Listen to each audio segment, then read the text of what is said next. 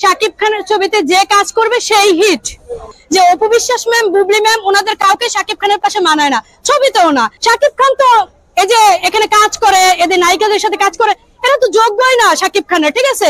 এবং শাকিব খান তোমাকে বলতেছে তুমি এরকম ভালো ভালো ছবি উপহার দাও, তোমার তুফান দেখে পুরো ফিদা হয়ে গেছে। আমি একটুদিন বলছি শাকিব খান তুমি শুধু আমার, আর এখন বলি তুফান তুমি শুধু আমার, তুফান তুমি শুধু আমার।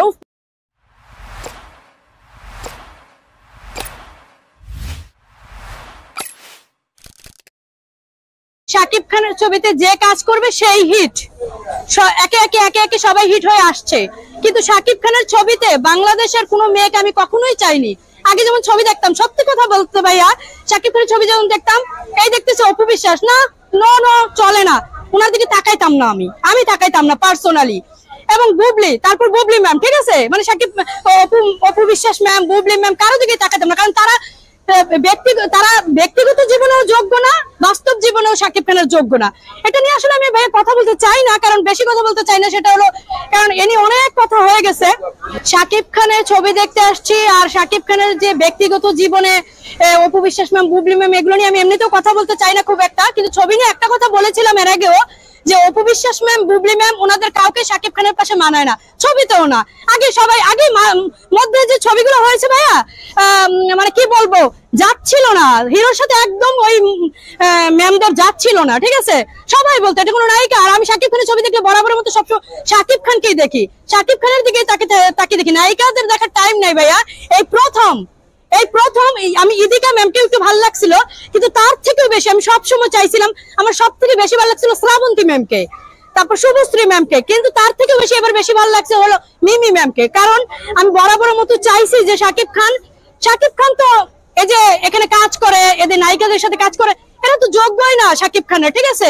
শাকিব খান এতদিনে গিয়ে যে হিরোইনদের সাথে কাজ করছে, এতদিন একটা কাজের কাজ করছে, এতদিনে ডিরেক্টররাও কাজের কাজ করতেছে, তাকে দিয়ে ভালোভাবে মানে কাজ উঠিয়ে নিতে পারতেছে। আর মিমি চক্রবর্তী থাকাতে আমি পার্সোনালি খুব খুশি হয়েছি, কারণ সবসময় চাচ্ছিলাম শুভশ্রী ম্যাম, শ্রাবন্তী ম্যাম, মিমি ম্যাম, তারপর যে কোয়েল ম্যাম, ওনারা শাকিব খানের সাথে কাজ করুক, কারণ তাদের মানায়। আর সামনে আসছে যে আমাদের দরদ, ঠিক আছে, দরদ যে আসবে, সোনাল চৌহান ম্যাম, ওনাকে দেখে আমি ক্রাশ খাইছি। আগে থেকে আমি বলে রাখলাম, দরদ আসলে সবার আগে আমি খাবো। আমার যে মনের ইচ্ছাটা সেটা যদি পূরণ না হয়, হয়তো আমি ছেড়ে দিব। সাকিবিয়ানরা বলতেছে, সোশ্যাল মিডিয়ায় অনেক ম্যামরা বলতেছে দেখি শাকিব খানের সাথে কাজ করবে, শাকিব খানকে বিয়ে করবে। আরে বাবা, তোরা তো যোগ্য না, কেউ যোগ্য না, ঠিক আছে, কেউ যোগ্য না। অতএব কলকাতার মানুষজন মোটামুটি যোগ্য, আর বলিউডে যারা আছে সেখানে যদি শাকিব খান হিরো পৌঁছায় যায় আমাদের, তাহলে সবচেয়ে খুশি হব। এবং শাকিব খান তোমাকে বলতেছে তুমি এরকম ভালো ভালো ছবি উপহার দাও, তোমার তুফান দেখে পুরো ফিদা হয়ে গেছে। আমি তুফান দেখার আগে ভাইয়া কত রাত ঘুমাইতে পারি নাই, তারপর তুফান দেখলাম, তারপর থেকে বিশ্বাস করবেন না, খাওয়া ঘুম সবকিছুর মাঝে শুধু তুফান।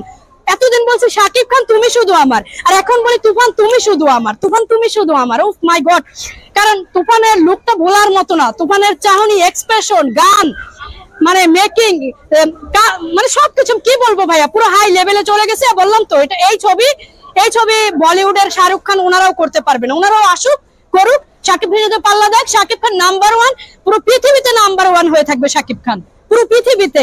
আমি শাকিব খানকে স্যালুট জানাই। হিরো আমি যে শাকিবিয়ান, আমি এর জন্য নিজেকে গর্ব করি, আমি প্রথম থেকে গর্ব করতাম।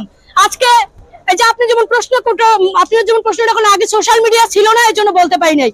আমি বলছি ভাই, আমি বলি নাই কিভাবে, আমার এরিয়া, আমার কলেজ লাইফ, পুরো টোটাল সবাই জানতো, ঠিক আছে? সেই জন্য আমার নাম উর্মি বিশ্বাস থেকে সবাই শাকিব খান দেখে সাকিবা দিছে, যে তোর নাম তুই শাকিব খান।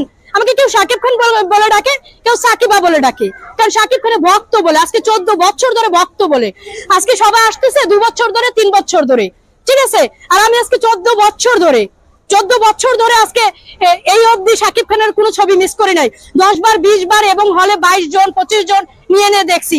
প্রতিটা শো দেখে এমন হয়েছে, একদিনে 3টা করে শো দেখি আমি, এমনও হয়েছে আমি পরশু দিনই দেখছি 2টা শো, যেমন আজকে আসছে, আজকেও দেখবো, ঠিক আছে? কারণ শাকিব খানের ছবি দেখলে যে একটা শান্তি, সেটার জন্যই মনে করেন মোট কথা বেঁচে আছি।